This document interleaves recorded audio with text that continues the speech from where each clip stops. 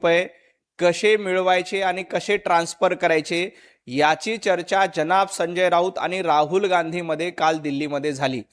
त्यासाठी काल जनाब संजय राऊत यांनी राहुल गांधी यांची भेट घेतली आणि सांगितलं की 10,000 कोटी रुपयातल्या डीलमधले 1,000 कोटी रुपयाचा पहिला हप्ता आधी ट्रान्सफर करा, कारण मी तुमचं काम अतिशय प्रामाणिकपणे आणि इमाने इतबारे करतोय।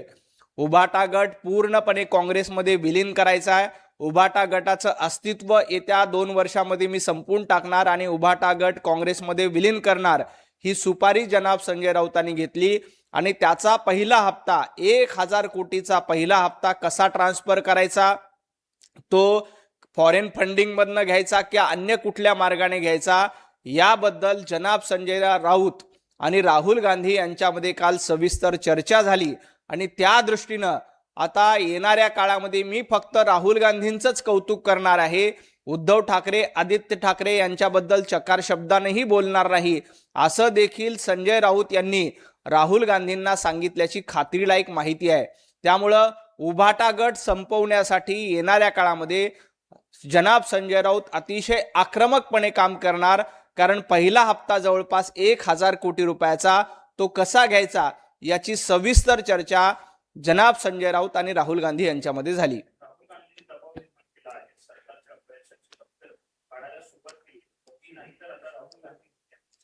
पंतप्रधान नरेंद्र मोदीजी देशाचे नेते आहेत, तर राहुल गांधी इंडिया आघाडीचे देखील नेते नाही आहेत। महाराष्ट्रातल्या जनतेनं संजय राऊत तुमची लखतरं काढली, उभाटा गटाची लखतरं काढली, काँग्रेसची लखतरं तर वेशीला टांगलेली आहेत। त्यामुळं मोदीजींचं नेतृत्व काय आहे हे जनतेला माहिती आहे।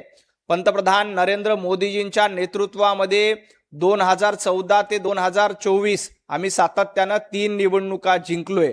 राहुल गांधींना 2014, 2019, 2024 या तिन्ही निवडणुकामध्ये जेवढे खासदार जिंकता आले नाही त्याच्यापेक्षा जास्त खासदार मोदीजींनी 2024ला जिंकलेत। त्यामुळं कुणाची लखतरं वेशीला टांगली, कुणाची आबरू देशानं वेशीवर लटकवली आणि उभाटा गटाची लखतरं काय झाली त्याच्याकडे बघा। देशाचे पंतप्रधान देश चालवण्यासाठी सक्षम आहेत।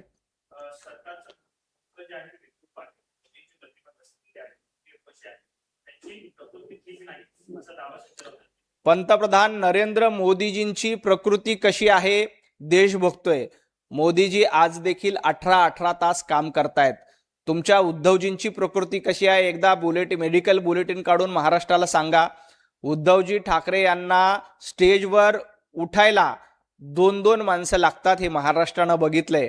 मोदीजी आज वयाची 75 गाठली तरी फिट आहेत, तरुणांना लाजवेल अशा पद्धतीनं काम करतात। परंतु उद्धवजी ठाकरे यांची प्रकृती कशी आहे याचं मेडिकल बुलेटिन एकदा संजय राऊत महाराष्ट्रासमोर सांगा। कोरोनाच्या काळामध्ये उद्धवजींचे हात कसे थरथर कापत होते, उद्धवजींची काय अवस्था झाली होती ते बघितलंय। आणि मंत्री लायकीचे आहेत की नाही हे बघण्यापेक्षा तुमची लायकी काय आहे, महाराष्ट्रानं तुमची लायकी दाखवून दिली। तुम्हाला विधानसभेला 90 पैकी 15 जागा आल्या, याच्यामध्ये तुमची लायकी आहे। महापालिकेत अनेक निवडणुकीमध्ये तुम्हाला भोपळा फोडता आला नाही, ही तुमची लायकी आणि ही तुमची पात्रता। त्यामुळं ज्यांचा पक्ष उरणपदे नाही आहे ते विनाकारण गप्पा मारतायत। आधी आपली पात्रता आणि आपली लायकी तपासा आणि मग पंतप्रधान नरेंद्र मोदीजी प्रकृती कशी आहे सांगा। मध्यंतरी संजय राऊत तुमच्या प्रकृतीला काय झालं होतं हे महाराष्ट्रानं बघितलंय। तुम्हाला 100 वर्ष आयुष्य मिळो, कारण तुम्हाला उभाटा गटाची वाताहत झालेली बघायची आहे।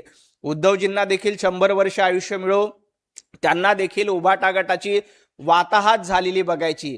पंतप्रधान नरेंद्र मोदीजींना देखील 100 वर्ष आयुष्य मिळणार आहे, कारण पंतप्रधान नरेंद्र मोदीजींना विकसित भारत बघायचा आहे। तर उद्धवजी ठाकरे आणि संजय राऊत यांना उभाटा गटाची वाताहत बघायची। एका बाजूला विकसित भारत करणारे आणि दुसऱ्या बाजूला वाताहत करणारे, हा फरक आमच्यामध्ये आणि तुमच्यामध्ये आहे।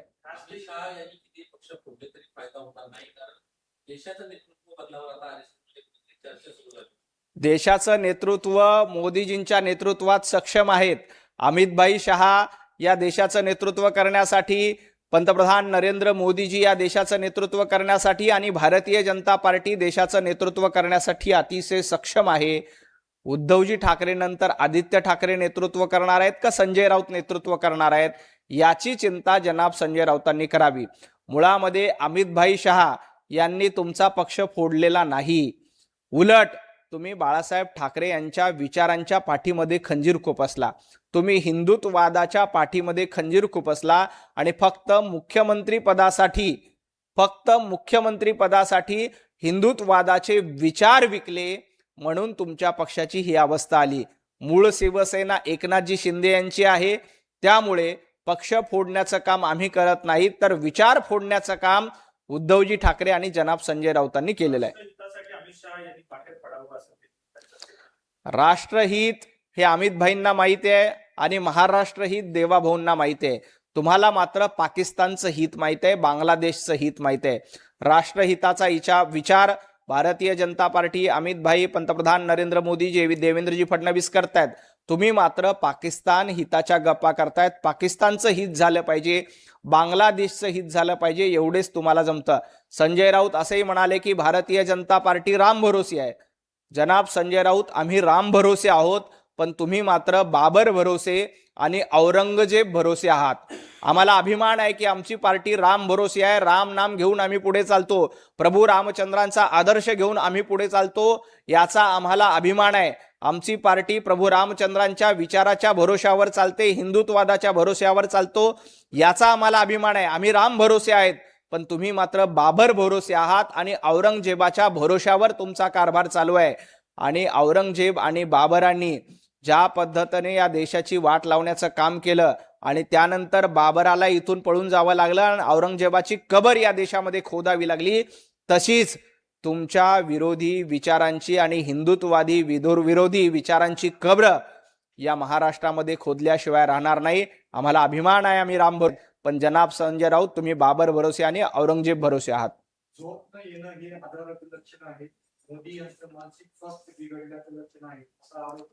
संजय राऊत, पंतप्रधान नरेंद्र मोदीजींनी राहुल गांधींची झोप उडवली. उद्धवजी ठाकरेंना तर झोपच येत नाही आणि आदित्य ठाकरे, संजय राऊत, तुमची देखील झोप पंतप्रधान नरेंद्र मोदीजी आणि एनडीएने उडवलेली आहे. पश्चिम बंगालमध्ये ममता दीदीची झोप उडवली, त्यानंतर यूपीमध्ये समाजवादी पार्टीचे नेते अखिलेश यादव यांची झोप उडाली, महाराष्ट्रामध्ये उद्धवजी ठाकरे आणि काँग्रेसच्या सर्व नेत्यांची झोप उडाली. त्यामुळं आधी आपल्या झोपेची चिंता करा. देशाचं नेतृत्व करण्यासाठी पंतप्रधान नरेंद्र मोदीजी 24 तास काम करतायत, देशाचं नेतृत्व करतायत, देश विकसित झाला पाहिजे हे त्यांचं स्वप्न आहे. तुमची झोप का उडाली ते एकदा सांगा. संजय राऊत, तुम्हाला झोप येत नाही कारण तुम्हाला भविष्य दिसतंय. तुम्हाला माहित आहे की 2029ला देखील राहुल गांधी पंतप्रधान होणार नाहीत, त्यामुळे तुमची झोप उडाली. उद्धवजी ठाकरे यांची झोप उडाली की 2029ला आपला पक्ष उबाटा गट काँग्रेसमध्ये विसर्जित करायचा का समाजवादी पार्टीमध्ये विसर्जित करायचा, याची चिंता उद्धवजी ठाकरे यांना असल्यामुळे झोप उडत नाही. त्यामुळे झोप उडालेले तुम्ही आहात, तर देशाचं नेतृत्व करण्यासाठी पंतप्रधान नरेंद्र मोदीजी आहेत.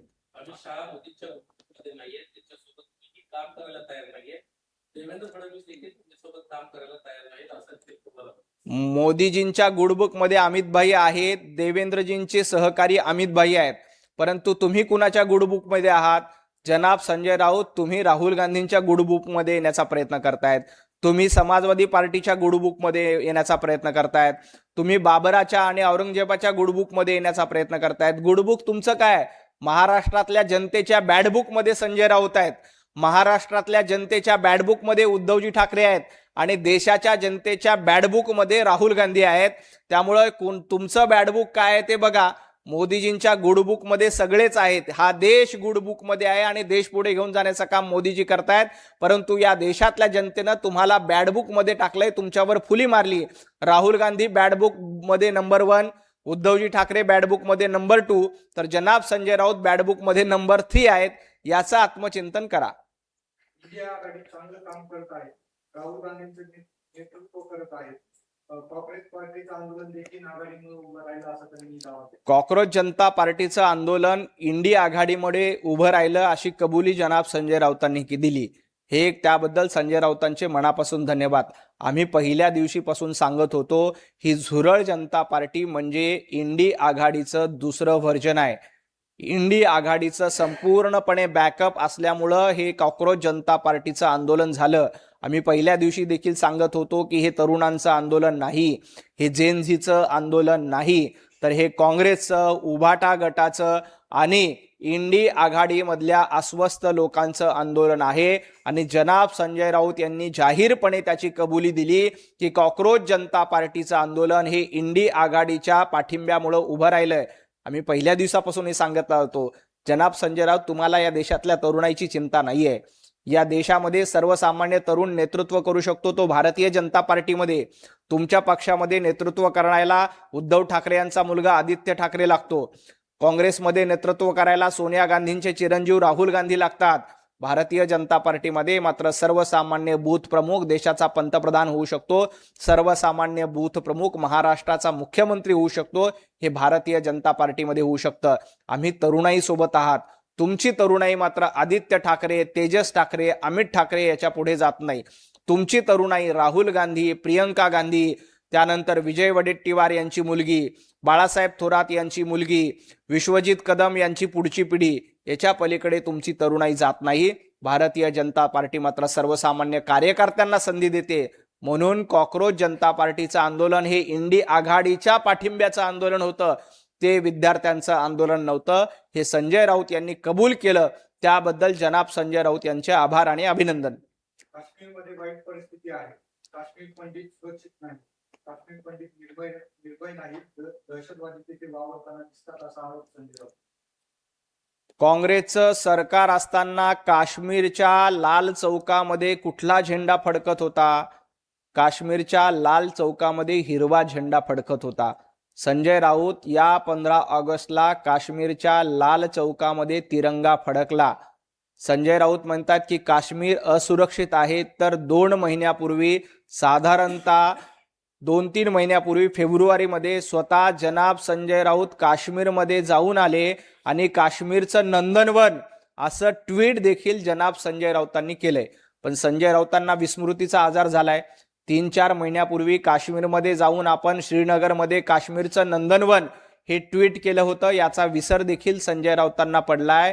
संजय राऊत, तुम्ही काश्मीरमध्ये जाऊ शकलात कारण 370 कलम हटलं. आज शेकडो पर्यटक काश्मीरमध्ये जात आहेत आणि कुठेही दगडफेक होत नाहीत. ज्या काँग्रेसच्या काळामध्ये काश्मीरमध्ये रोज दगडफेक होत होती, तिथं आज दगडफेक होत नाही. दहशतवादी वावरतायत असाही उल्लेख जनाब संजय राऊतांनी केला. संजय राऊत, त्या दहशतवाद्यांचा खात्मा करण्याचं काम भारतीय जनता पार्टीच्या नेतृत्वात झालंय आणि अमित भाईंमुळे झालंय. पाकिस्तानच्या घरामध्ये घुसून मारण्याची हिंमत आपल्या भारतीय सैनिकांनी केली. हे याआधी कधी व्हायचं नाही. तुम्ही मात्र पुरावे मागण्यात मग्न आहात. एखादा दहशतवादी हल्ला झाला आणि दहशतवाद्यांचा खात्मा केला, त्यानंतर संजय राऊत दहशतवादी जिवंत आहेत अशी मुक्ताफळं उधळतात आणि त्याचे पुरावे मागतात. संजय राऊत, तुम्ही 4 महिन्यापूर्वी काश्मीरला जाऊ शकलात कारण 370 कलम हटलं. याच्याही पुढे तुम्हाला उद्या काश्मीरला जायचं असेल तर बिनधास्तपणे तुम्ही काश्मीरला जाऊ शकता. लाल चौकामध्ये तिरंगा फडकवण्याचं काम हे भारतीय जनता पार्टीच्या नेतृत्वात झालंय. तुम्हाला आठवत असेल तर तत्कालीन गृहमंत्री सुशील कुमार शिंदे यांचा व्हिडिओ आहे. ते सांगतात की आम्ही काश्मीरमध्ये जायचो तर आम्हाला भीती वाटायची. आज सुशील कुमार शिंदे तर काय, जनाब संजय राऊत, कुणीही सर्वसामान्य माणूस काश्मीरमध्ये बिनधास्तपणे जाऊ शकतो आणि तिथे फिरून येऊ शकतो. हा बदलता भारत आहे, हा बदलता काश्मीर आहे. तुम्हाला तो कळणार नाही. खूप खूप धन्यवाद.